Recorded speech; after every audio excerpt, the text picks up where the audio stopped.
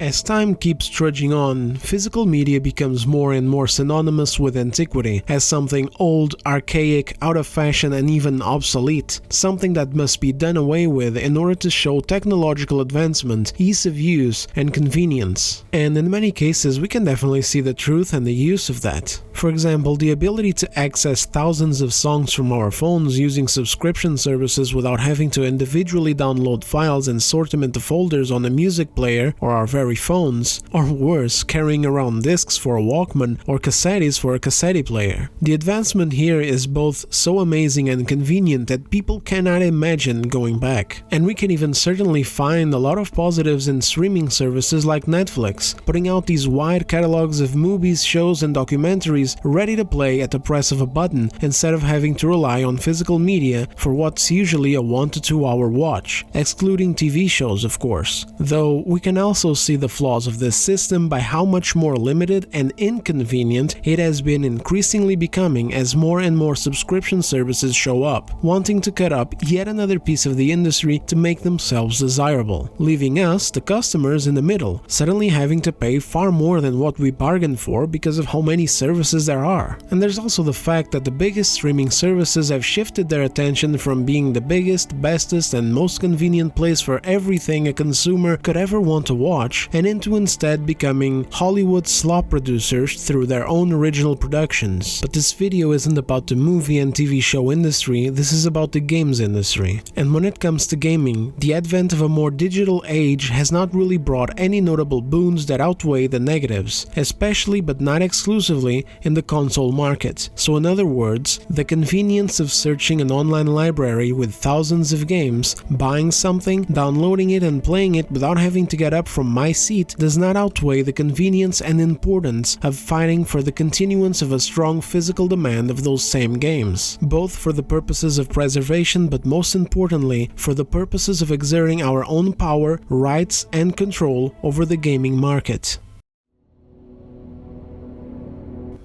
First, let me start by saying that this isn't a video aimed at demonizing or blaming or guilt-tripping people who use mostly digital media, which is basically the entirety of the PC gaming community. Nor is it a video about convincing people to stop using digital media or any of this kind of dumb nonsense that this discourse usually devolves into online. This is a video aimed at showing everyone the positives of ensuring that the physical avenue remains an option going into the future, and this will even include people who don't even buy anything physical at this point, like for example people who bought the digital-only versions of the current consoles or who only play on PC. I aim only to show the biggest flaws of the digital platforms and the problems of a digital-only or digital majority future in the medium, in hopes that I can convince even those who use it to never shrug off the existence of both options, and also with hopes that I can get people to fight for their rights as consumers by shedding a light on what's going to happen if they don't. I don't want the digital medium to disappear, I want it to get better. After all, why wouldn't people use it? The digital avenue can be extremely convenient, and at times it can even be cheaper than the alternative, but not always, as I will be showing you plenty of evidence later in this video. I myself buy games digitally very often. All it takes is me seeing a damn good sale on a game that I'm curious about, and I have no qualms with buying it. I sleep just fine at night because to me, this isn't a matter of what is better. To me, this is a matter of two choices, two options that we as customers have. But for some stupid reason, some people decide to turn this into a fight. Like look at these two for example. I googled the matter, clicked the first Reddit link that I could find, and just picked one of the many examples where this kind of shit happens.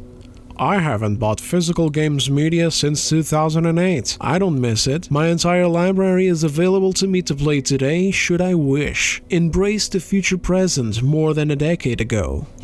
You embraced getting screwed over by some unnecessary convenience. Ugh. I've been hearing this pitch for nearly 20 years, ever since Steam first set up shop. It's a ridiculous viewpoint. Thanks to digital downloads, I can play games from my childhood today without having to pay inflated prices, search for a rare cartridge, or hope old floppies and data tapes still work. Yes, I am that old. Digital downloads or game files provide the objectively best method for archiving games from the past. Physical media degrades ones and zeros don't. Join us over here in the 21st century. It isn't even that their arguments are entirely wrong, it's that they're attacking each other with them as if this was a matter of who's modern and who's not.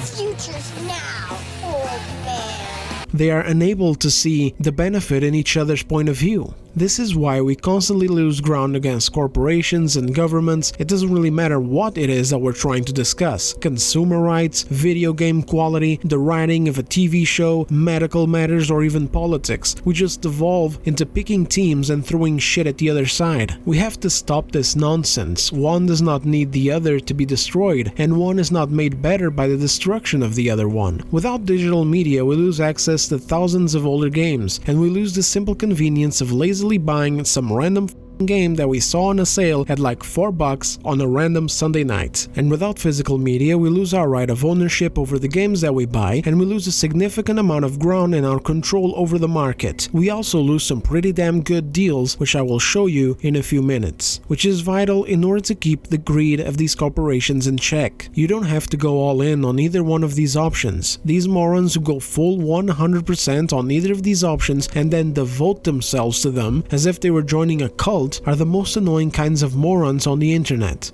Now let's get to the actual agenda.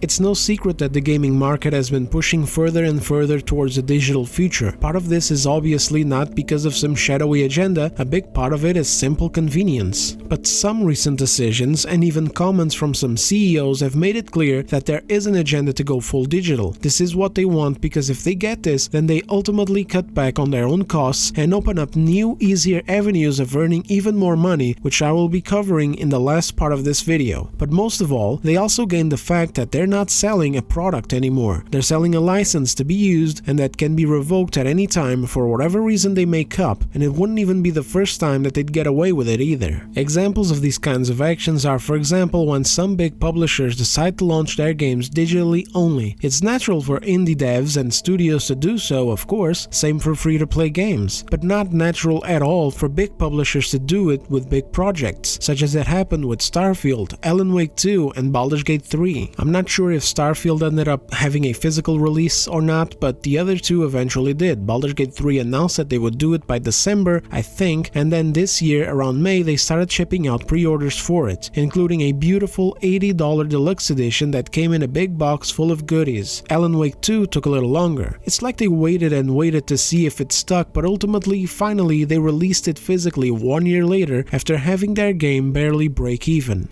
I didn't buy either of these games digitally. I skipped them and waited for a physical release, and if not for these physical releases, I would not have bought them yet either, because to me, asking $70, $60, or hell, even $50 for a digital game is simply not worth it. If I can't physically hold a product that I supposedly bought, that I am not shelling out more than $40, $45, and honestly, even at that price, it has to be something that I am significantly excited about. Otherwise, I'm not doing it. I don't see the value in it. I don't care how good the game is, I can always wait for the game to drop price to what I would consider a fair transaction for a license. Another example of this stuff is how Xbox announced that they weren't going to be doing disc versions of their first-party games anymore, fully doing away with their department for physical releases, which is a really abysmal business move, but one that makes sense when their business plan for the future is to replace everything they do with just the Game Pass. Another piece of evidence that we truly cannot have anything nice in this industry. The Game Pass was always a great optional deal for anyone interested in it. Now it's going to be their entire business model going forward, ending their console market and laser focusing on the Game Pass. And lastly, there's the introduction of digital-only consoles, introduced this generation with the PS5 digital and the Xbox Series S console. Now, I don't really mind their existence alongside the disc versions. I am not a fan of the $100 difference between both, but hey, it's whatever. However, with the PS5 Pro, we see Sony blatantly pushing for an all-digital future by making a single version of the console for $800 that doesn't even come with a disc tray, then selling us the disc unit separately for $120, and making very few of them, which results in this goddamn thing being sold out everywhere and attracting scalpers. In this all-digital future, a big issue is also the subscription services that all of these publishers are just lying in wait, getting ready to pounce on as soon as they can. Some of them are already on it. PlayStation has a 3-tier system, obviously Xbox has the Game Pass, and even individual publishers are dipping their toes in the pool. EA has EA Play, which has already, by the way, shown that they will ban users from things that they do outside of the EA Play platform or even outside of EA Online games. Basically say something on Twitter that they don't like, for example, and you're liable to get your account banned. I can't imagine this ever being abused in the future. And Ubisoft has Ubisoft Plus, or whatever the fuck it's called, and don't forget that one of their higher-ups said at the very beginning of this year, telling us that we should get comfortable not owning their games, right before literally ripping away access to the crew from all of their players that bought it. Even the ones who bought a physical copy of the game were barred from ever using it again, even if just privately in their own servers. The game was completely shut down from them. I totally cannot imagine this being abused either. This is the reality of this industry, and the more control you give them, the more they will push until all that's left is a lifeless husk. But more on this a little later in the video. For now, let me just reiterate that there is nothing wrong for anyone watching right now to make their purchases digitally, be it on sale or at full price. You are not to blame for some hypothetical slippery slope. In this case, there's no slippery slope. Is there one for buying a PlayStation 5 Pro, something made with clear intent to do a significant push for an all-digital future, and an overpriced one at that, where if you want to use your already existing disc games, you have to bend over and fork another additional $120 and inappropriately attach it to the console? Yes. But not for buying digital games. There is no reason whatsoever for both the digital and physical options to not coexist. The only reason why this is a matter at all is because the top dogs ahead of this industry are making this push to take more and more control and ownership away from us, basically trying to wear us down like they did with the microtransactions, but more on this later too. The importance of physical media. At the end of the day, physical media doesn't just come down to a preference that nerdier people may have to be able to collect games and display them in nice shelves, which I totally do not have, by the way. Nope. Only phone numbers from girls on my walls. Anyway, it comes down to an actual ownership of a piece of media which directly translates to a portion of control or power over what you buy, and an even more significant portion of control over the games industry. Specifically, of course, when it comes to the relationship between ourselves as the customers and the corporations as the publishers. In a fully digital world where we truly do not own a piece of media, we are letting go of a significant amount of that power and control, and it goes far beyond the digital license issue, because an easy counter to that would be something along the lines of, well, if a company wants to stay in business and secure more sales in the future, then they're obviously not going to be stripping us of our games. This would be destructive as people would stop buying their games.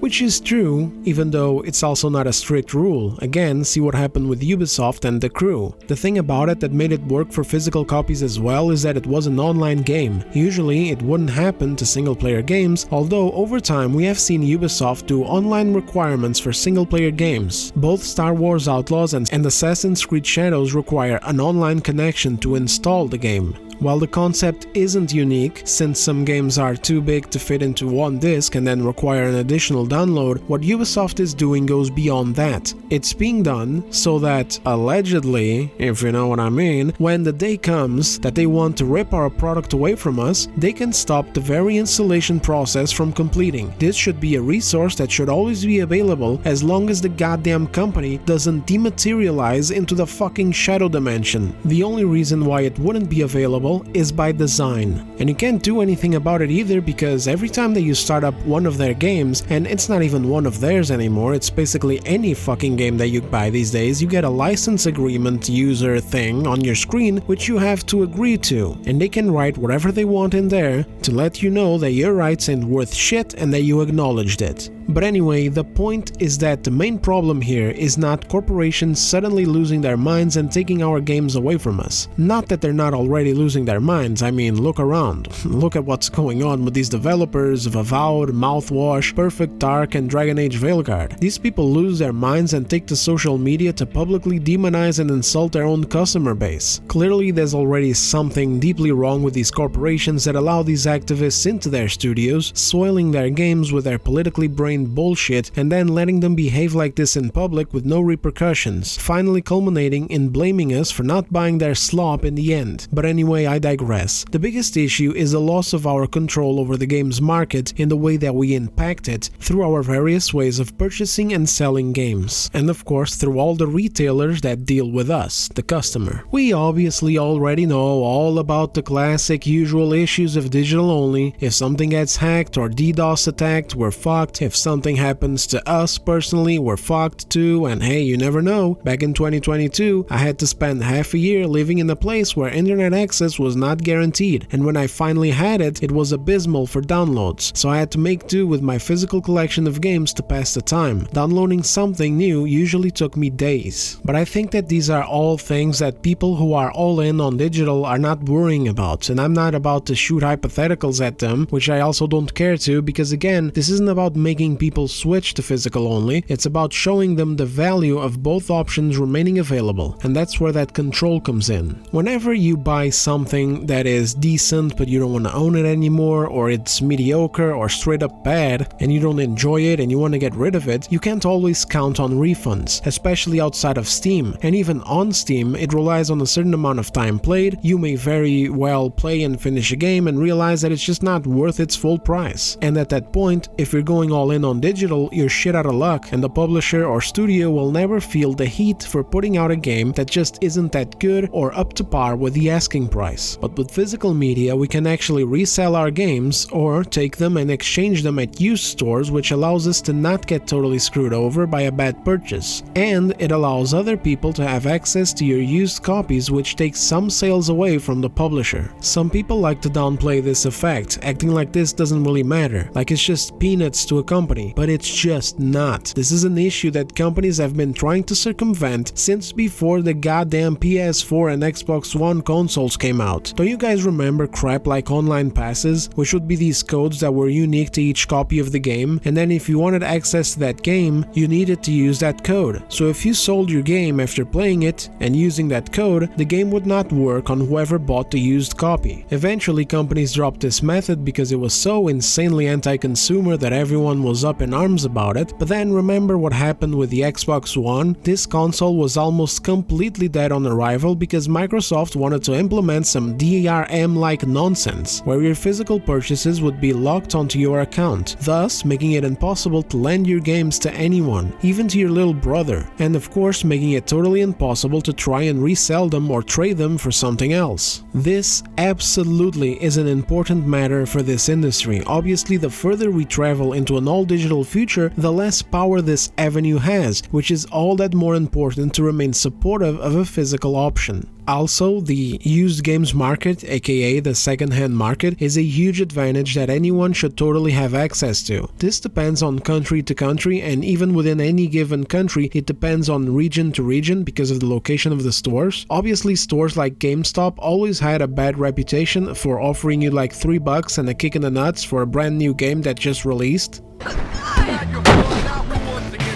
I'm gonna make you hurt! Oh! Oh, right in my Jabberwocky! Oh!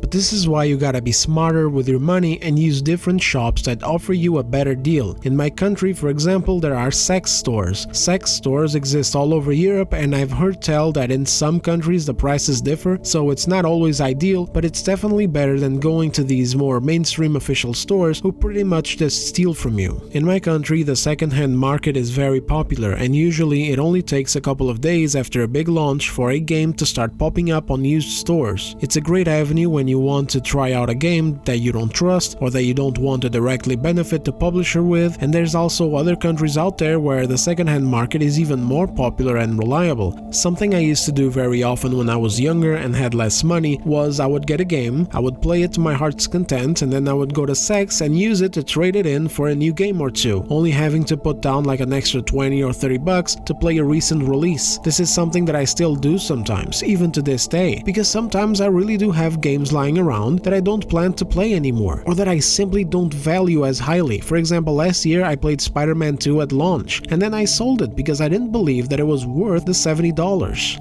This is something that we should all have access to. This is something that we should all be able to do. After all, these are our purchases. These are our products that we bought. When a company screws up and makes a bad game, it should be well within our right to take that game and sell it or trade it in or do whatever the hell else we want with it. By taking away the right and the very concept of ownership away from us, they are establishing a future where the consequences for their actions will be much, much softer. Other examples of the positives from having the choice of using physical media, both in the sense of personal gain but also in the sense of exerting the aforementioned control over the market, is taking advantage of the big sales done by physical stores, as well as the way that they value these games, because these games don't remain at $80 in their stores forever. But more on this in just a little bit. I cannot count the times where I got some massive deals from a stock off sale or a random flash sale, and that's not to mention the times that I took advantage of a 3-for-2 sale on major stores. Some of these stores even do 3-for-2 sales on pre-orders. $120 for 3 pre-orders, that's $40 per brand new game. Well, it was $40 per brand new game. Now the games are launching at $70 to $80, which means that it's more like $46 per game. I don't do these deals as much anymore because there are very few games coming out these days that are worth pre-ordering. In general, you could say that pre-ordering is a really stupid idea, but obviously back when we could have actual conference in some studios, it wouldn't surprise me at all if some people did, especially if they were doing big 3-for-2 sales like the ones I got advantage of, or if they were doing pre-order discounts. Which brings me to the pre-order discounts and the fact that none of the shit that I just mentioned ever happens in the digital market. You go on PlayStation or Xbox and the prices for pre-orders are set at maximum. They don't even bother with giving people a discount for pre-ordering. So what the fuck is the point of pre-ordering to begin with? There's no discount, digital licenses are unlimited, and in physical stores these games aren't just going to fly off the shelves. It would only happen for massively important launches like a new GTA or something. So what's the point? What is it because of the preloading?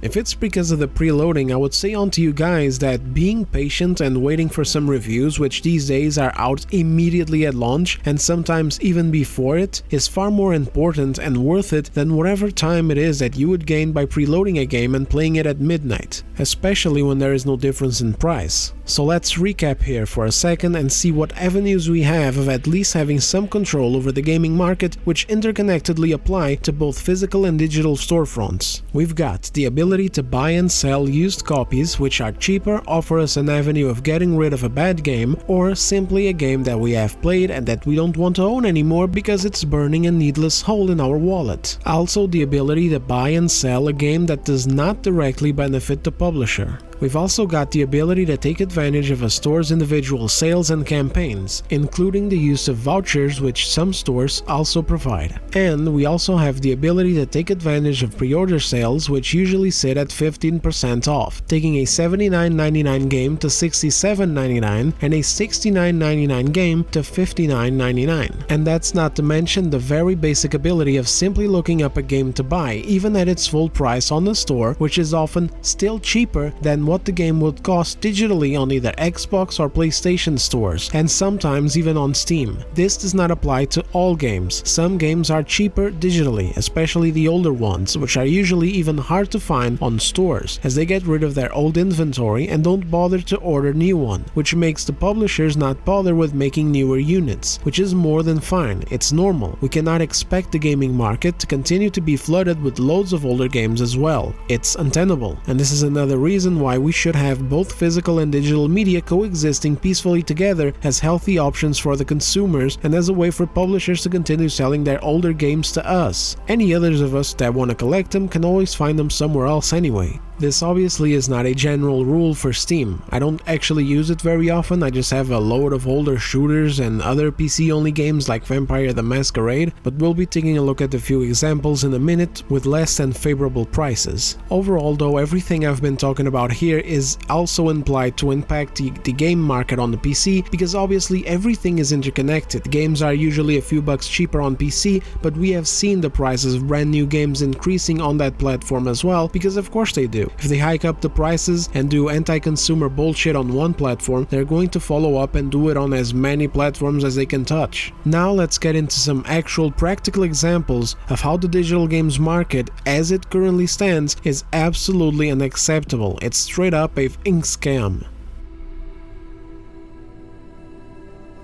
As we speak, I'm turning on my PS5 and I'm gonna look up random game prices. Now obviously this doesn't work with every game, but it's still pretty consistent. If I look at Stellar Blade here, it's 80 bucks, but if I go on a physical store, bam, it's currently on sale for 55 bucks, and you can see there that even if it wasn't on sale, it would still be 65, which is 15 bucks cheaper than the base price on the digital store. Same with Final Fantasy VII Rebirth, 80 bucks on the PS Store, but if I go on the same store I went for Stellar Blade, bam, 60 bucks. Tekken 8, 80 bucks again. On the store, it's 36 right now on sale, and outside of the sale, it's 52. That's 28 bucks cheaper on disc. I checked it on Steam, it's also 70 bucks. Let's keep going. Last of Us Part 2, base PS4 version, but not the remaster, 50 bucks. God of War, 80 bucks. Bam, bam. Both cheaper by 20 bucks. Let's see on Steam. Ragnarok at 60, good. Last of Us 2, shit, Last of Us 2 isn't even out yet? What the fuck, is a 2020 game? Of all the good stuff to put up on Steam, like we got Death Stranding, we got Ghost of Tsushima, also from 2020, we even have God of War Ragnarok, which is a 2022 game, and even The Last of Us Part 1 remake, which released in 2023, but for some reason Part 2 isn't out yet. I really hope Naughty Dog isn't just fucking waiting to do it, not waiting, but in the process of doing a Part 2 remake to release it on Steam. This would be so fucking embarrassing if they're doing this, oh my god. What the fuck happened to Naughty Dog, dude? It's the remaster, remake, remaster machine now.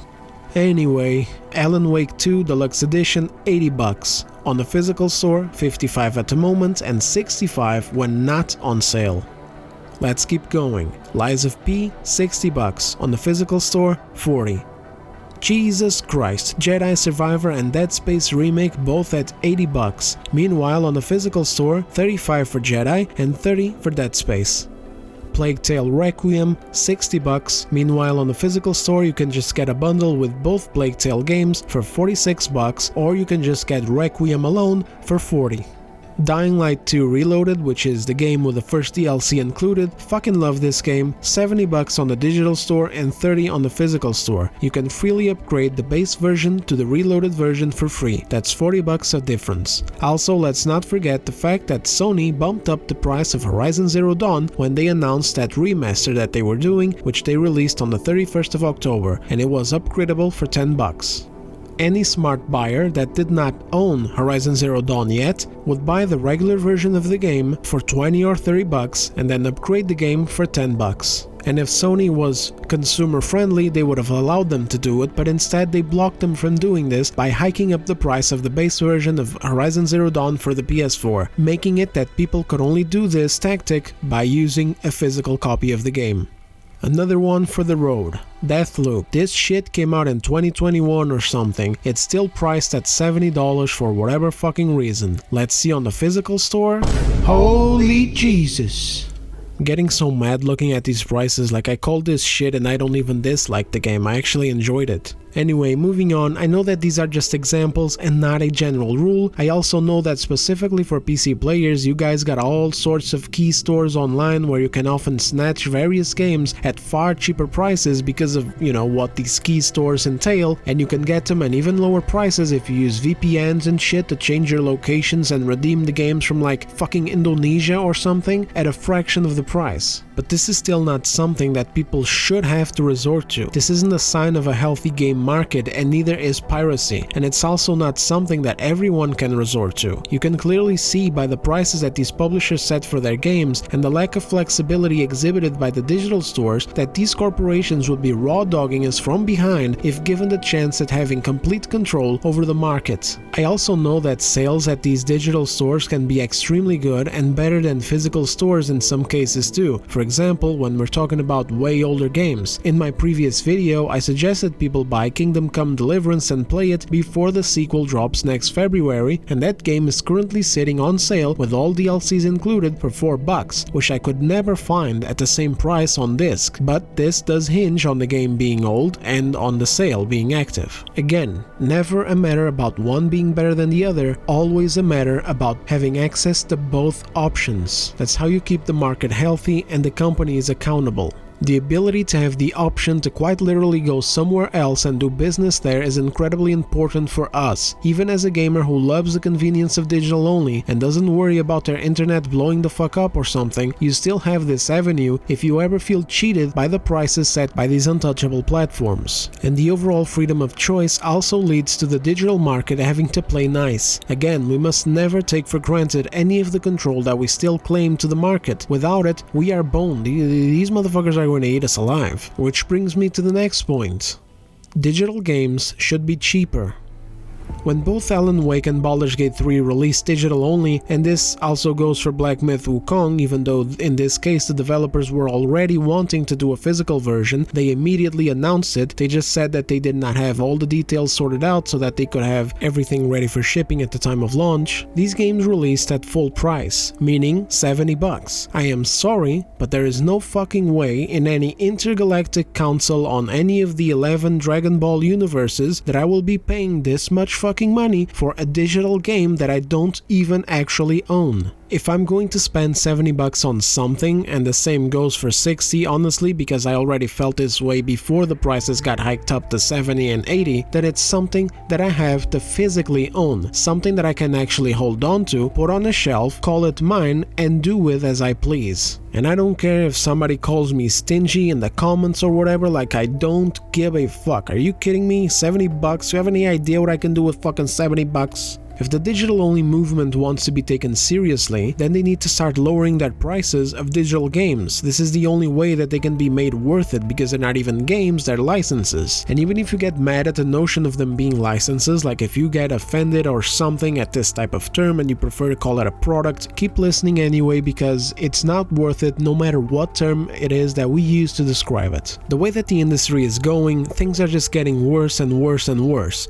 We've got digital launches not only priced at the exact same full maximum price of $70 to $80, but we also got these jackasses making even more expensive versions of the same games, reaching up to $90, $100, and even up to $130. Hello Ubisoft, for deluxe editions, gold editions, and ultimate editions that cut out content that is already made and ready for launch in the full game to make it exclusive for the morons willing to shell out $10, $20, or even $50 extra for some fucking cosmetics, skill points, or a random single quest. Hello again, Ubisoft. Fucking Stevie Chassard, monetization director. So excuse me, but what kind of bullshit festival is this? Oh, games are too expensive to make, Daz, don't you understand? Inflation. I'll be tackling this topic in a separate video because it deserves its own feature. Long story short though, no. They are expensive to make, sure, and that's why they don't cost as much as fucking movie tickets. That's why they used to cost $60 and now we're up to $80.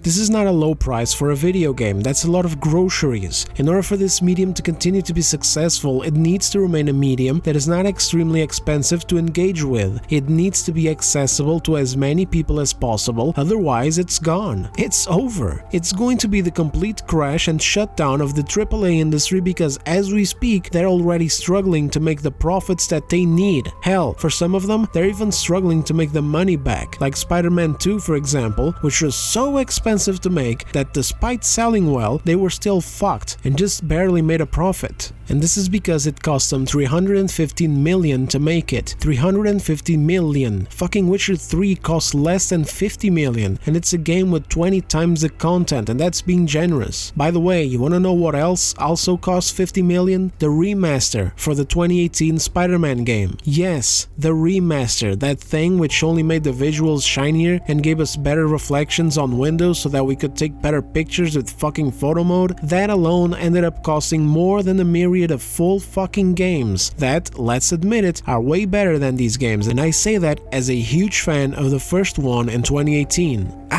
But Tez, you can compare the visual fidelity of Spider-Man to Witcher 3, plus the full-size scale and scope of New York City, to the individual areas of Novigrad and Velen, Skellige and White Orchard. A lot of tech goes into this, man. Well, how about we just stop giving so much of a fuck about visual fidelity? I mean, where exactly did it get us? Make no mistake, guys, I love having my games looking great. I love having some games focused on immersion, doing their best to emulate a real environment as much as they can. But there's a limit to advancement where advancement stops being necessary and it just starts being for the sake of advancement, without providing anything palpable to the users. And if some of these studios can't do it in a feasible way where it doesn't blow the entire budget of the fucking company on one single game, then I don't want it. I totally veered off the point, so let's get back to digital games and their pricing. This topic will have its own video and it's going to be a doozy. I feel like I'm just going to be in one of those therapy sessions from GTA 5 where Michael just rants and raves to Dr. Friedlander. I don't see you complaining on the way to the fucking bank. I mean, let's face it, Amanda. We're trailer trash. But anyway, back to the point of this video.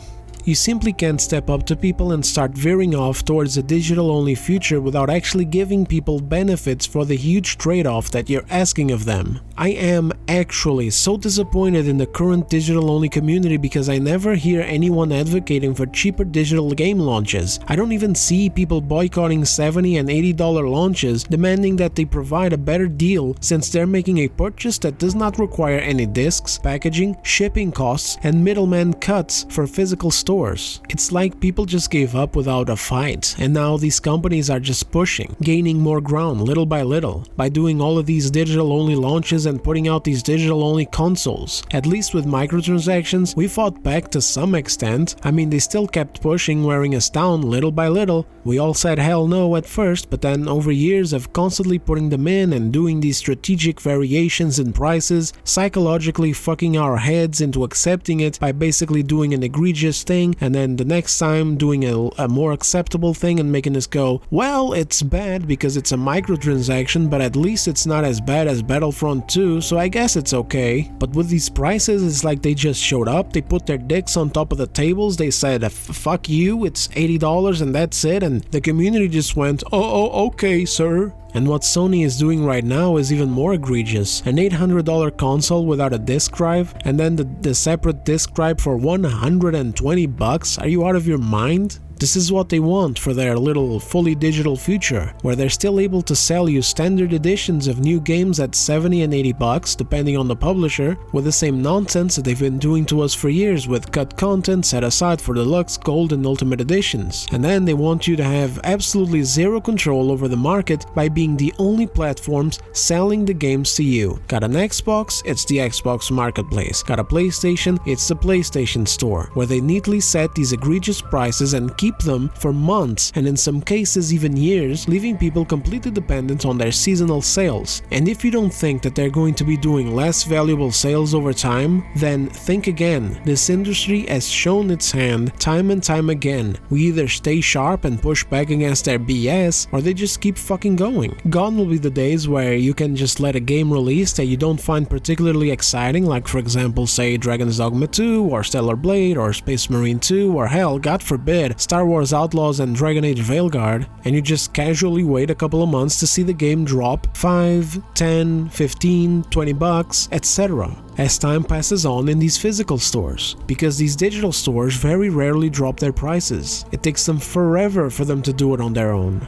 Gone are the days of being able to take advantage of a store doing a random flash sale or a stock off sale where they want to get rid of their inventory taking up space, or simply because it's the store's anniversary, or because it's Black Friday, or because it's Christmas or whatever. Instead, if you want to buy something, you have to pay whatever price it is that the digital store sets, no matter how long it has been. And if if you're to take advantage of a sale, it's at the publisher's or the digital store's own personal command over their own content. If stores decide to charge you $70 for a 3 or 4 or 5-year-old game, that's what you have to pay. And if publishers decide that 15% off is all that you deserve, then that's it. And I don't currently have receipts to this, but I swear to God it's happening, and if you keep your eyes open from now on, you will for sure notice it yourselves going forward. Sales on these digital marketplaces where instead of placing the standard version of the game on sale, they only place the deluxe version of the game on sale, often making the sale completely useless because the price of the discounted deluxe edition is the same as the full price of the standard edition, or the game isn't particularly exciting, and by doing the sale on the more expensive version, it still ends up at a price that you don't find attractive. This often happens with more recent titles. Keep your eyes out, and I am sure that you will see it. I guarantee it, I have seen it over and over and over again. I actually took a break and went and checked the store real quick, and I found an example immediately, although it's not really the best example because the discount is actually really good, as is the game, but here you go. Hogwarts Legacy Deluxe Edition is on sale for $21, but the standard edition is not. I scrolled a little bit more and found 2 more egregious examples. Here's UFC 5 Deluxe Edition at $45, but if you check the standard edition of the game, there's no sale, it's $80. And this right here is another perfect example of what usually happens with other titles. Space Marine 2 Gold Edition on sale for $75, which costs even more than the base version of the game, and then the base version of the game is not on sale. Meanwhile, if this sale actually was applied on the base version, lowering it down to maybe 40 or 45 or maybe even $50, then there may actually be people that would be interested in buying this at this price, but at $75 for a gold edition, where's the fucking discount? Oh, Dez, it's the gold edition though. Fuck the gold edition. I don't give a fuck about the gold edition. I don't give a fuck about a few cosmetics and some DLC and shit. I just want to play the game. If I like the game, maybe I buy the DLCs.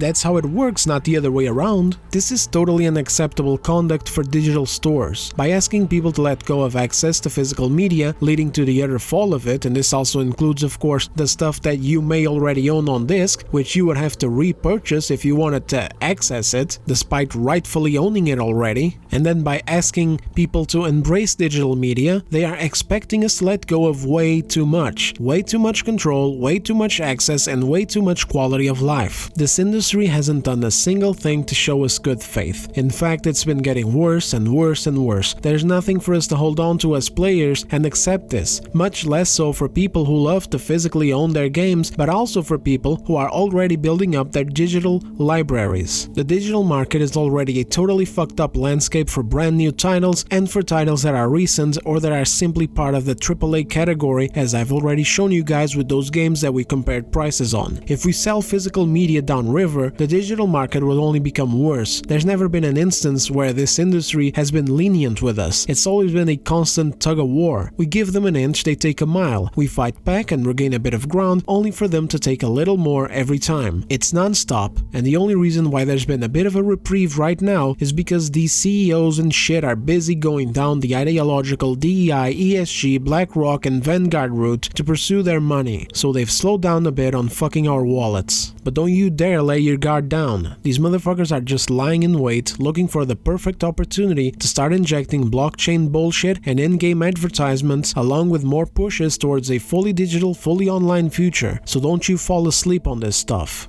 Losing the control we collectively have over the market via the physical option, even if we only play digital-only games, will only give them more ground and more power over what they can do to us with their platforms. When we lose options is when they pressure us the hardest, because it's like, well, what are you gonna do? Yeah, Deathloop, a 4-year-old game, it's $70. So what are you gonna do? You got nowhere else to go, kid. It was $15 on sale. Then you see, oh, what's that? You didn't see it or you didn't want it at the time? Well, too fucking bad. It's $70 now. You in the mood to play? You want it? Well, go ahead. It's $70. Take it or leave it for the next sale. Oh, what's that? When will be the next sale?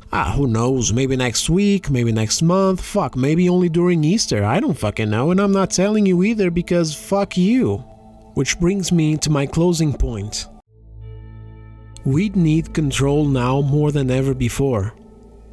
The Western games industry is obviously going through something right now, and that's putting it mildly. If you are a regular viewer of my channel, you know exactly what I'm talking about. If you're new, well, hello there, welcome. Hit the subscribe button and join the regiment. We're fighting the good fight over here, one shitty underperforming video at a time. Look at us. Hey, look at us. Look at us. Huh? Who would have thought? Not me.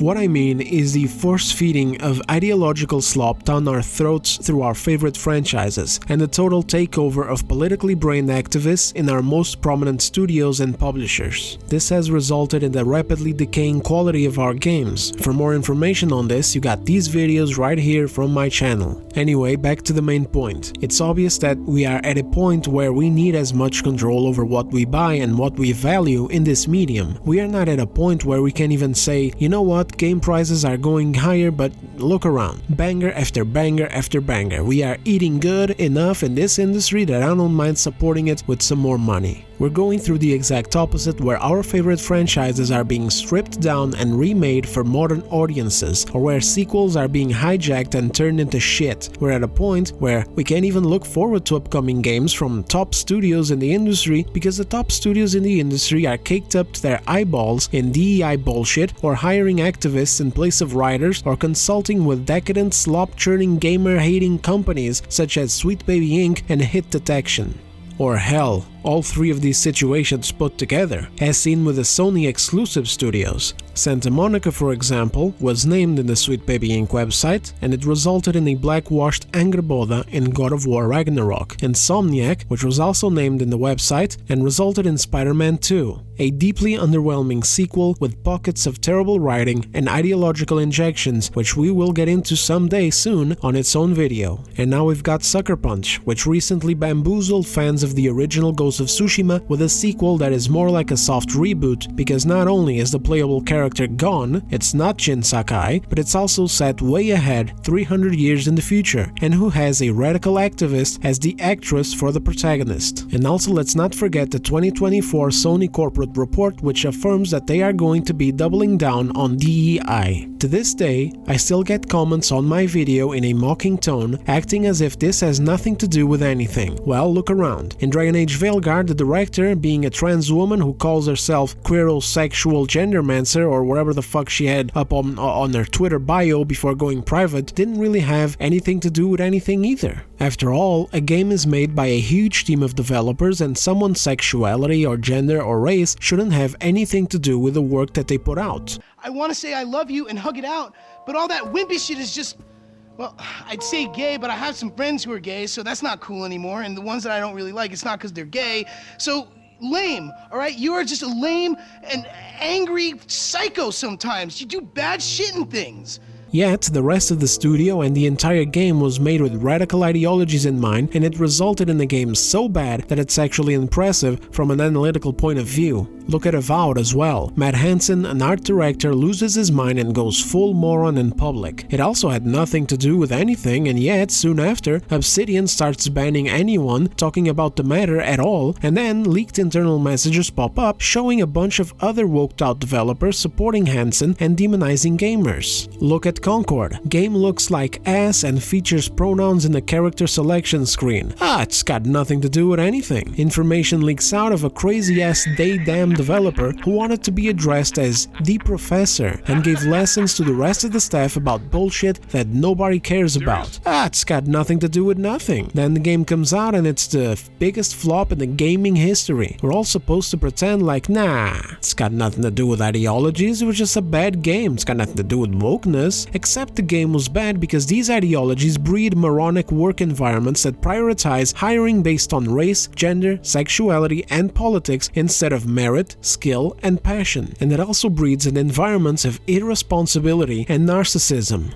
So when a game fails, instead of being responsible for your failure and going, we fucked up, instead they go, actually, our video game was a success and we worked very hard and it's great and it's just the bigots that don't like them. It's an alt-right conspiracy to have us fail. It's a very, very vocal minority of chud gamers. There's even an instance of this happening with The Acolyte. When The Acolyte was so terrible, Disney had to cancel it, and then fans took to the fucking internet to complain at Disney that they were unsafe, that Disney was an unsafe environment for marginalized minorities to work for because Disney didn't protect them. Everything is ideological. You make a shitty product, the product fails, it's ideological. It's the conservative, it's the chuds, it's the bigots. Your company has to cancel your project, they're supporting the bigots. They're supporting the bigots. It's white supremacy. Patriarchal society at play right here, right now, right in front of our very eyes. At the end of the day, I'm just following the recognizable patterns here. If I am wrong, I'm wrong, and I'm happy to be wrong. Nothing would bring me more joy than to be able to look forward to Ghost of Yotai and many other upcoming titles, but I'm not holding my breath because I've been burned one too many times while trying to be tolerant or patient of bullshit that ran amok a long time ago and went fully deranged. It's not about acceptance or normalization anymore, if it ever was to begin with. But I wasn't done with these examples yet either, because it's not just Sony, it's also Rockstar Games, which just got exposed for being yet another breeding ground for HR-infested initiatives and programs like their own brand of DEI called Diversity, Inclusion and Belonging, which sounds somehow even softer and worse than diversity, equity and inclusion. The resulting hellhole at that company managed to get the veterans of the GTA and Red Dead franchises to leave the company. And also CD Projekt Red, which are the ones that hurt me the most to see going down this road, with the website caked in DEI and ESG mission statement video retroactively applying DEI-driven ideals to their previous games like Witcher 3, one of the most beloved games in the industry, where none of this shit was present. Plus, they also have male exclusionary teaching and recruitment programs and the hiring of an ex-Sweet Baby Inc. employee as the senior writer for their upcoming games.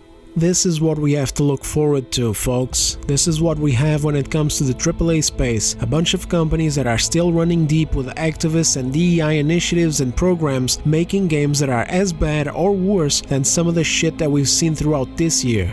Companies hiring people that hate everything about us and everything that the gaming industry has always stood for to make products for us. Brilliant fucking idea. Personally, I don't want to give these companies any more control over the free market by letting them take these little victories anytime they nudge us closer to this digital-only future. I want to own my games, and most of all, I want my games to be palpable products. Products which the quality is reflected in the price. Products that stores place on deep sales whenever they see that they didn't manage to move enough copies and have a bunch of them sitting around in a warehouse. Products which fare so badly, critically and/or commercially, that their price is pressured to drop, and products that I can do with as I damn well please, be it to lend to a friend so they don't spend the money themselves, or to sell it on some online marketplace, or to trade it in at a used store for a different game.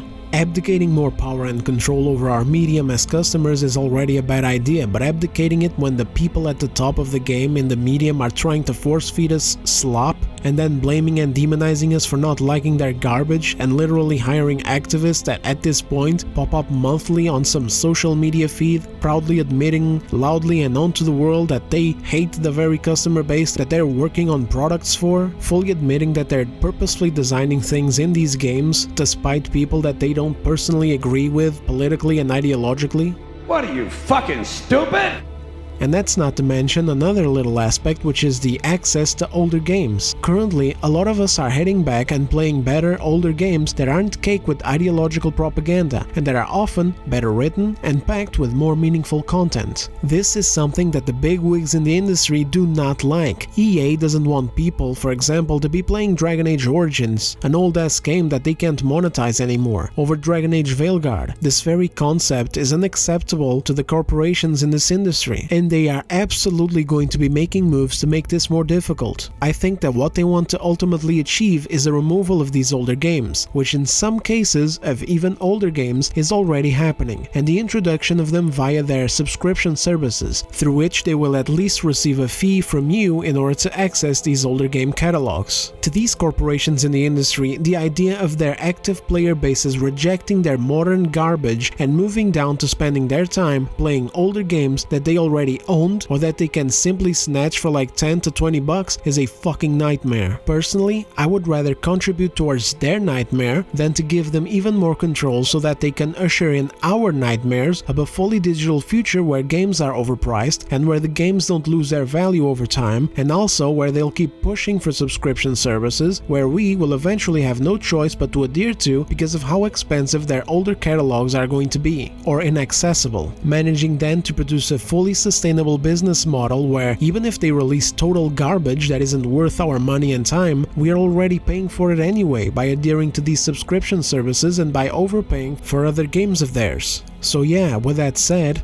digital-only launches in the AAA market and the PS5 Pro can both go fuck themselves. Thanks for watching, leave me a like if you enjoyed the video and let me know in the comments what you thought. Are you a physical or digital kind of person, or are you more like me where you kinda just do whatever is best for your wallet at the moment of purchase? Either way, hope you enjoyed the video, have yourselves a great day, and I'll see you on the next one.